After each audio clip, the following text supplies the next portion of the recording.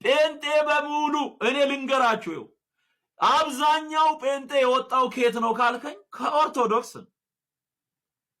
በዚህ ባለፉት 50 እና 60 ዓመታት ባክግራውንዳቸውን ስትመለከት ጴንጤ ነው ማን ኦርቶዶክስ ነው የነበረው ጴንጤው በሙሉ የተወሰነው ነው ሌላ ታሪክ ሊኖረው የሚችለው እንጂ ባክግራውንዱ እንዳለ ምንድነው ኦርቶዶክስ ነው የነበረው። እንዴት ወጣ? እውነትን ፍለጋ እማያምነው ነገር እዛው ስላለ ተወጣ። አሁን 30 ሚሊዮን ደርሷል። ክብር ለእግዚአብሔር ይሁን። ነገም ይወጣል ከኦርቶዶክስ። ለምን አላስተካከሉማ?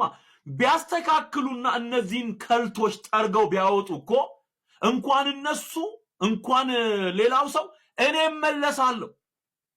እኔ ይሄ ነው ይሄ ጣዖት አምልኮ እየቀረጹ የሚሸከሙት ታቦት ብለው የሚሉት ነገር ለስዕል እያጠኑ የሚያመልኩት ነገር ይሄ በዘመናት ሁሉ እየተናገረው በማስረጃ እያቀረብነው ያለነው የኦርቶዶክስ ጉድ እሱ ተጠርጎ በሳቱ መጥረጊያ ቢወጣ ለክርስቶስ የምትገዛ ቤተክርስቲያን ብትሆን እኮ ሌላውም ይመጣል።